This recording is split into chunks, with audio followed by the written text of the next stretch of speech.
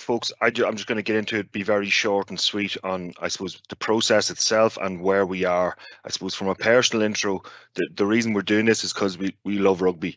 We love the contact. I know personally myself, I'm a big man. I think it's the uniqueness of rugby that we can go and have these contact scenarios, and it makes our game special.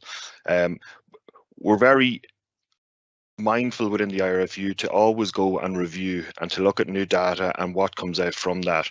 And the new data is telling us that we need to do something about contact scenarios.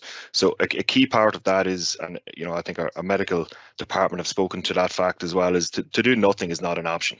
So what can we do? So we can look at how we educate, support our coaches, players, match officials and administrators and everyone involved in the game. We can look at the resources that we then give those people to implement rugby on the ground. And then we also need to look at the laws of our game as well. And we've met with over 100 of our professional staff. We then move into the community consultation process to make sure that we are listening to our stakeholders, that everyone who goes and makes rugby happen on the ground on a day-to-day basis gets a voice within this.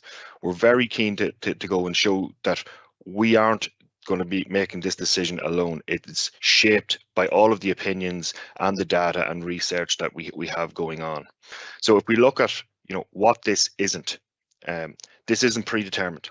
It's not going to be a cure-all.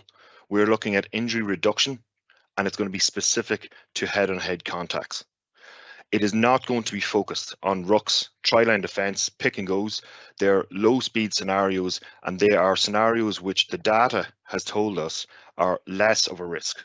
They're not no risk, but they are less of a risk. And we are very keen to go and focus on what are the higher risks in this process. Again, focusing on, what are we going to look at? What is this process? We're looking at the ball carrier. We're looking at the tackler and subsequent tacklers. We've received a number of questions in around the ball carrier and their role within things. And we feel that within this process, it has to be fair for both ball carrier and tackler, and everyone has a responsibility within that.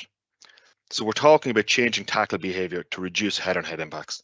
That's the base level, and we're trying to do exactly what it says on the tin within that. So between ourselves in the rugby department and the medical department, we're going to present the evidence.